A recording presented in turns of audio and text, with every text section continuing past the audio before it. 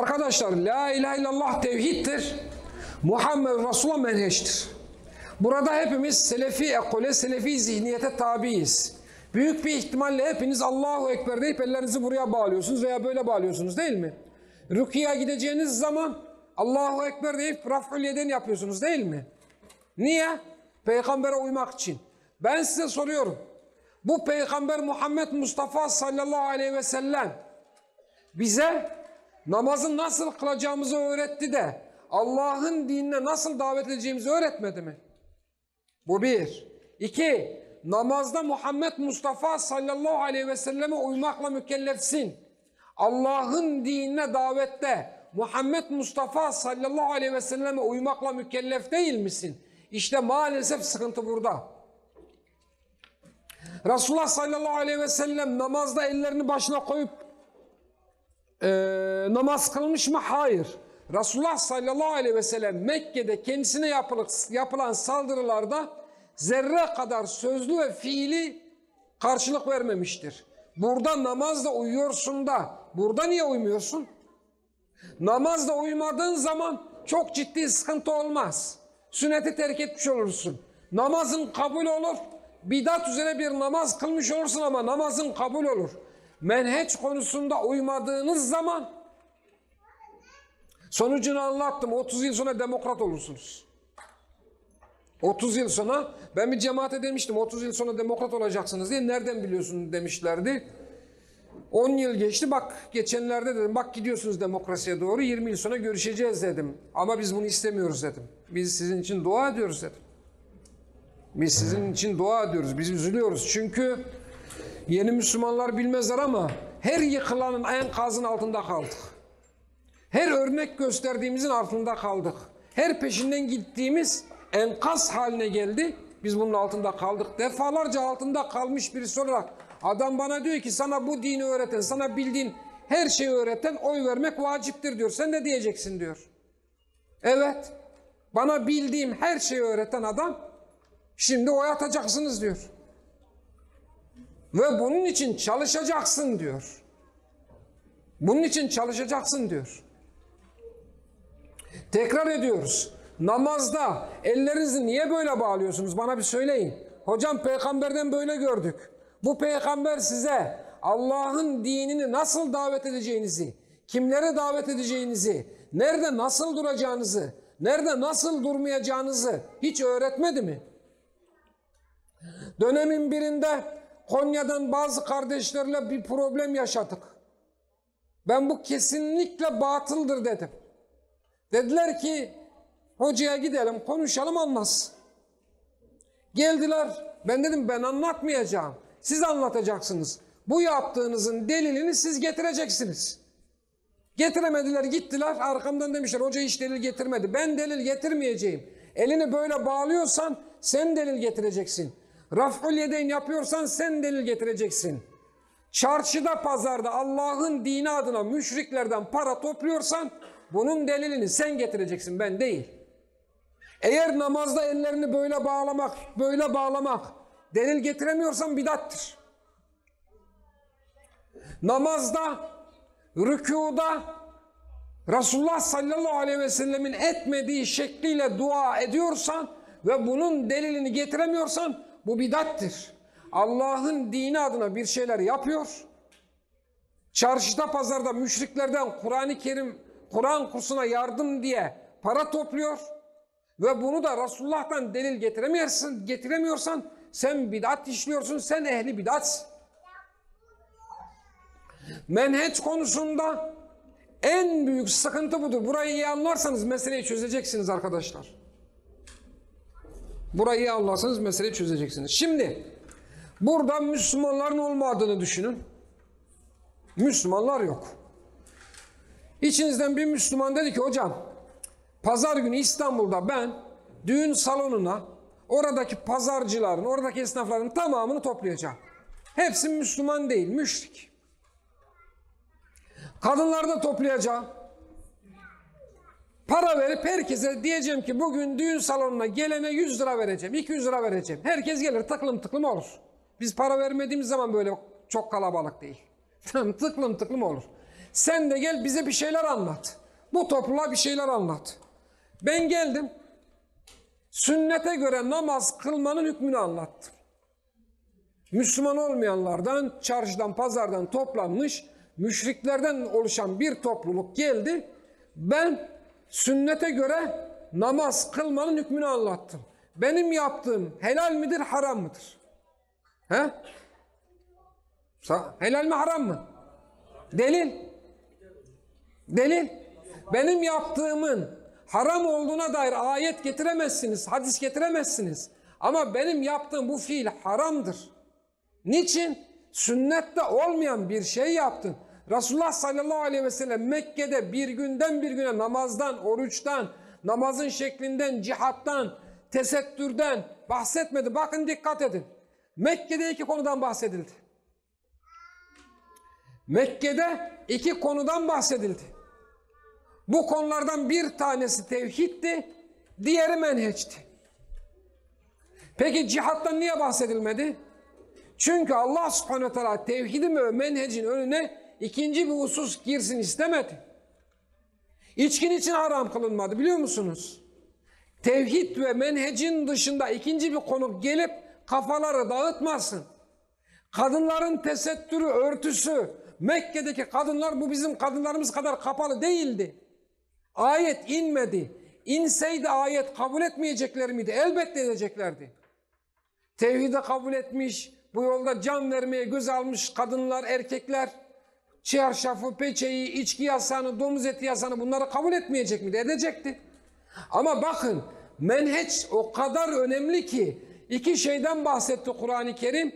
Bir tevhidden bahsetti, iki menheçten bahsetti. Bunlar o kadar önemli ki bunların önemi düşmesin, bunların önemi azalmasın diye İslam'ın haramlarından bile bahsetmedi. İçki haram kılınmadı, hac farz kılınmadı, zekat farz kılınmadı, oruç farz kılınmadı, tesettür emri gelmedi, cihat farz kılınmadı. Bakın ne kadar önemliymiş, değil mi? Biraz daha geriye gidiyoruz. Tekrar tekrar anlatıyorum önemli olduğu için. Tekrar tekrar anlatıyorum bir arpa boyu yol kat edemediğimiz için. Bu kadar böyle bir topluluğu bulmuşum. Oldukça kozmopolit de bir topluluk. Her taraftan insan var. Bırakın biraz daha anlatayım inşallah, tamam mı? Bakın arkadaşlar, tekrar ediyorum. Buraya bir abimiz pazardan insanları parayla topladı geldi. Hiçbiri Müslüman değil. Hocam bunlara din anlat dedi. Ben de oturdum sünnete göre nasıl namaz kılınır onlara öğrettim. Benim bu yaptığım bid'attir. Eğer ben böyle hareket ediyorsam ben ehli sünnet değil, ehli bid'at bir cemaatim. Bana geldiğiniz zaman bu böyle olmaz, haram dediğiniz zaman sizden delil isteyeceğim ve siz delil getiremeyeceksiniz. Arkanızdan diyeceğim ki hiç delil getiremedi ya. Evet, siz zaten delil getirmekle mükellef değilsiniz. Bu yaptığımın delilini ben ortaya koymakla mükellefim. Ortaya koyabilirsem ben sünnet üzere davet yapıyorum. Ortaya koyamazsam ben bid'at üzere davet yapıyorum demektir. Tekrar aynı konuya geliyoruz. Dün biz bir düğün salonunda toplanmak için sözleştik, hazırlandık, hareket ettik. Adamlar bizi koymadılar. Orada o adamlara kötü kelime kullanmak haramdır. Adamlar kapının önüne set çekti 3 kişi. Ne yaparız? He? He? Değil mi? İşte kırıp geçmeniz haramdır. Taviz vermemeniz haramdır. Taviz vereceksiniz. Mekke'de sadece akideden taviz vermeyeceksiniz. Mekke'de mazlum olacaksınız. Mekke'de dayak yiyen olacaksınız. Mekke'de vurulan olacaksınız. Niçin? Allah subhanehu ve teala tevhid ve menhecin önüne hiçbir şey geçirmedi. Sen vurduğun zaman senin davetinin önüne işte o geçer. Arkadaşlar, Allah subhanehu ve teala Nuh Aleyhisselam'ın kıssasını anlattı bize. Nuh Aleyhisselam'ın neyinden bahsetti? Hiç baktınız mı? Namaz kılış şeklinden mi bahsediyor? He? Orucundan mı bahsediyor? Aile hayatından mı bahsediyor? Zikir hayatından mı? Hiç bunlar değil. Neden bahsediyor? Neden bahsediyor? Davetinden, yani menhecinden bahsediyor. Lut Aleyhisselam'ın menhecinden bahsediyor. Hud Aleyhisselam'ın menhecinden subhanallah bu konu o kadar önemliymiş ki Allah subhanehu ve teala defalarca aynı konudan bahsetmiş. Nuh kavmine gitti bunu dedi. Sen de bunu diyeceksin o zaman. Onlar böyle dedi. Nuh da böyle cevap verdi. Sen de bunları yapacaksın. Sen de bunları yapacaksın. Niye anlattı? Biz senin etrafındaki insanları rezil insanlar olarak görüyoruz dediler. Nuh Aleyhisselam'ın şeyi yok muydu?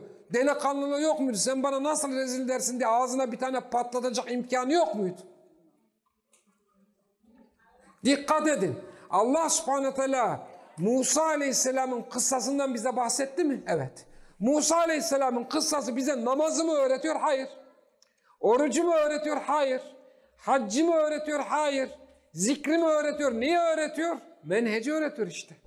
Allah subhanahu ve teala sahih menheci öğrenelim diye Kur'an-ı Kerim'de Kur'an-ı Kerim'in 1/3'ünü oluşturan bir bölüm vardır. Kıssalar.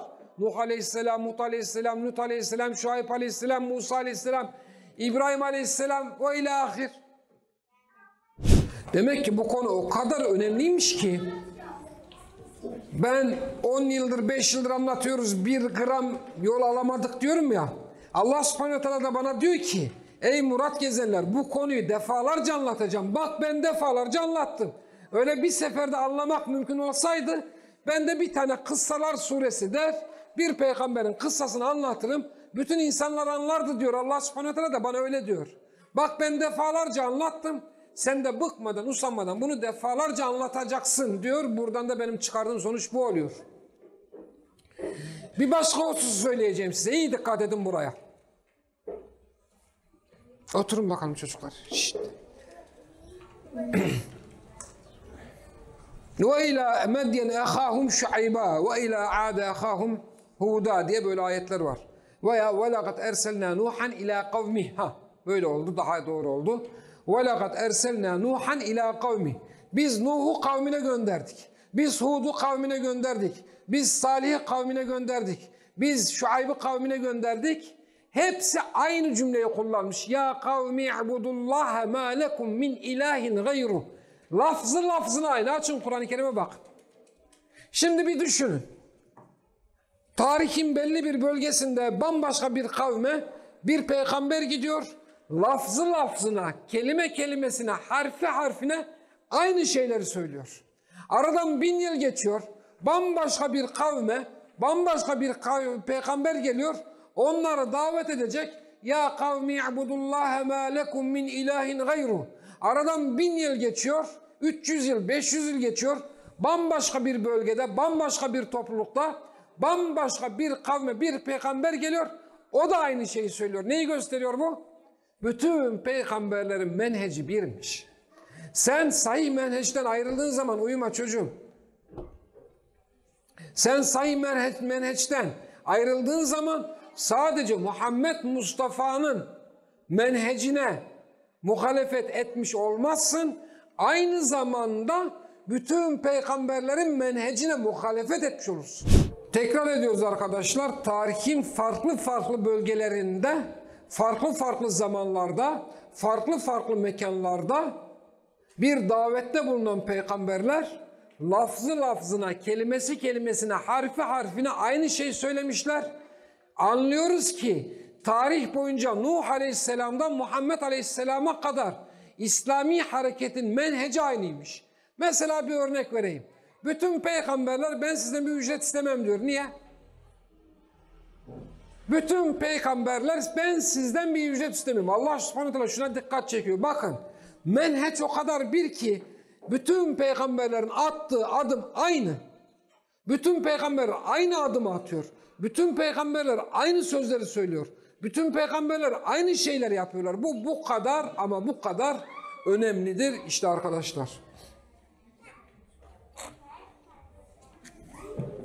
Bir ayet okuyorum arkadaşlar. ثُمَّ اَوْحَيْنَا اِلَيْكَ Ey Muhammed biz sana vahyettik. ثُمَّ اَوْحَيْنَا اِلَيْكَ Ey Muhammed biz sana vahyettik. اَنِتَّبِعْ millete İbrahim hanifa. İbrahim'in tertemiz milletine uy.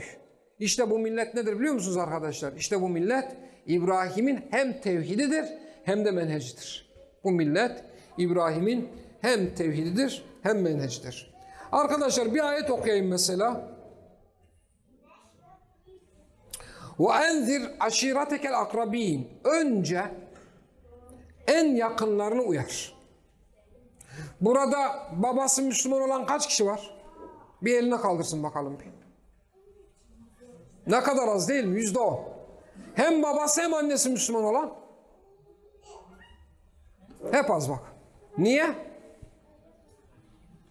Eğer sen babanı bu davaya davet etmediysen, eğer sen anneni bu davaya davet etmediysen, eğer sen kardeşini bu davaya davet etmediysen, eğer sen akrabalarını bu davaya davet etmediysen ve bu davaya faydalı olmak için hocam ben bu davaya faydalı olmak istiyorum şu parayla kitap bastıralım dağıtalım diyorsan sen ehli bidatsın. Bak Allah subhanahu wa ta'ala Muhammed sallallahu aleyhi ve selleme ne diyor? وَاَنْذِرْ عَشِيرَتِكَ الْاَقْرَب۪ينَ Önce yakın akrabalarını anlat. Bana bir soru gelir arkadaşlar. Devamlı gelir bu soru. Hocam ben yeni Müslüman oldum. Bir ablamız yazıyor mesela. Bir ablamız dedim muayyen değil devamlı. Eşime davet ettim kabul etmedi. Ben ondan boşanmam gerekiyor mu? Hayır derim. Derler nasıl olur? Müşrikle evlilik batıldır. Evet batıldır ama ben o ablamızın o abiye din anlattığını zannetmiyorum. Kesin sen kafirsin, senin baban da kafirdir, ben peçeye giriyorum demiştir. Adam da zıvanadan çıkmış, ben de senin dinini kabul etmiyorum demiştir. Büyük ihtimalle böyle olmuştur. Evet, o abiye gideriz, bilinçli birileri gider, güzelce dini anlatır. O da kabul etmez. Biz de deriz ki leküm dinikum veliyedin, ablamız o abiden ayrılmış olur. Ya da erkeklerden gelir, hocam ben şey yaptım, Müslüman oldum evet. Tevhide de davet ettin hanımı. Ben boşayacağım. Niye? Kabul etmiyor. Müşrik hocam. Dönemin birinde biz bir davette bulunduk. Derslere başladık. Ders yaptıktan sonra dersten çıkan okey oynamaya gidiyor. Böyle bir davet bizimki. Aradan biraz zaman geçti düzeldiler. 2 arkadaş. Onlardan bir tanesi şehit oldu. Allah onun şehadetini kabul etsin. Diğeri hala duruyor. Hocam biz hanımları boşayacağız. Niye dedim? Anlattık kabul etmiyorlar. Hatta şu arkadaşın hanımı da anlattık onu da kabul etmiyor. Ne anlattınız? Bunlar şunu anlatmış din diye. Sizin babanız kafir. Abiniz de kafir. Ve peçeye gireceksiniz. Kabul ettin etmedin kafirsin. Tabi bizim giden bayan arkadaşların hanımları da aynı mantıkla gitmiş. Ben dedim dur siz boşamayın da bu akşam bize yemeğe gelin. Bize oturmaya gelin. Hanımlarınızı da getirin. Arkadaşlar demişler işte hocanın evine gidiyoruz orada oturacağız filan. Tabi ablalar kuşanmışlar silahı. Hocanın hanımı anlatacak ya onlara. O da diyecek siz kafirsiniz şu. Onlar da kavga başlayacak. Ben de hanıma dedim ki hiçbir şey anlatma. Geldikleri zaman hiçbir şey konuşma. Kaynananı çekiştir. Kadınlar bir araya geldi mi ne yapar? Kaynanasını çekiştirir. Kaynana da burada şimdi. Çekiştirirseniz helalleşin yani. İşte şey alın. Örgü filan model alın birbirinizden. Hiç din konuşmayın. Hiç. Niçin? Niçin böyle söyledim? Arkadaşlar bir peygamber niye kendi kavminin içinden çıkıyor ha? Seni hiç tanımayan, seni hiç bilmeyen, seni hiç sevmeyen, senin derdinin ne olduğunu hiç bilmeyen bir adam senin anlattığını niye kabul etsin? Bana diyorlar hocam niye yurt dışına gitmiyorsun? Ben niye gideyim yurt dışına? Caiz değil ki gitmem diyorum. Delil yok. Ben hanıma dedim ki kesinlikle bir şey konuşma. Şimdi onlar da hazırlanmış yani hocanın diğer kadınlar geldi bunları tekfir etti. Peçeye girmediği için 2 kere tekfir etti. Şimdi en üst tekfirciye gidiyorlar artık. Hoca hanımına gidiyorlar. Aradan 2 veya 3 hafta geçti. O gün sohbet bizdeydi. Ben sohbeti vururken kapı tıklandı. Eşim geldi dedi ki arkadaşlarına söyle hanımlarına yarın güzelce bir peçe alsınlar dedi. Yani burada anlatmaya çalıştım. Menhece uymanın bereketi bu. Bakın ben size şunu söyleyeyim. Davet ettiğiniz ve kabul etmediğini söylediğiniz anneleriniz, babalarınız, eşleriniz, çocuklarınızın kabul etmemesinin %90 sebebi sizin ehli bidat olmanız. Hocam nasıl ehli bidatız? Nasıl davet edilecek, nereden davet edilecek bilmiyorsunuz. Şurada gördüğünüz şu gençler var ya bunlar ilk davet ettiğimizde bunlar çok atarlı gençler. Kapısının önünden yanlışlamaya başka bir şey geçse vuracak adamlar bunlar. İlk davet ettik. Akşama köye gitmişler. Akşam telefon geldi. Hocam ilk kan döküldü. Ebu Cehil'in kanını döktük. Ben bunları topladım. Tek kötü kelime kullanmayacaksınız. Tabi bu kavme çok zor geliyordu. Yani adam öldürmek ve adam dövmek için bir kavga için bir sebep aramayan, ben orada bir çay gördüm gibi. Oradan bir çay çıktı gibi. Böyle bir şey getirmişler bana. Valla dua ederim. Çay getirine dua ederim yani. Evet. Yalova'da olsaydık eksik olmazdı değil mi çayımız kardeşler? Bak Yalovalılar orada duruyor. Evet. Örnek ve bunlara çok ağır geldi. Bugün bu köyde şu an evinde Müslüman olmayan kimse neredeyse yok.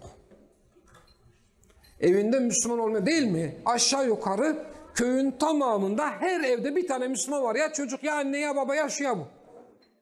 Bunun sebebi 2 tane örnek verdim. Bir kadınlardan örnek verdim.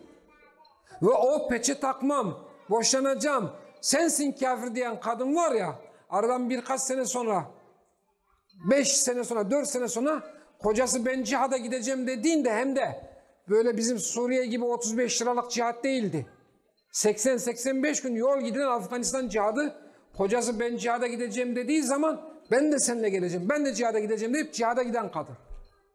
Anladınız değil mi? O peçesini örtmeyen, boşanmak uğruna yüzünü kapatmayan o kadın Müslüman oldu ve kocasının arkasından 6.000-7.000 kilometre yaya, yürüyerek, giderek cihada gitti. Kocası orada şehit oldu. Hicret diyarı terk edilmez diye uzun süre orada kaldı.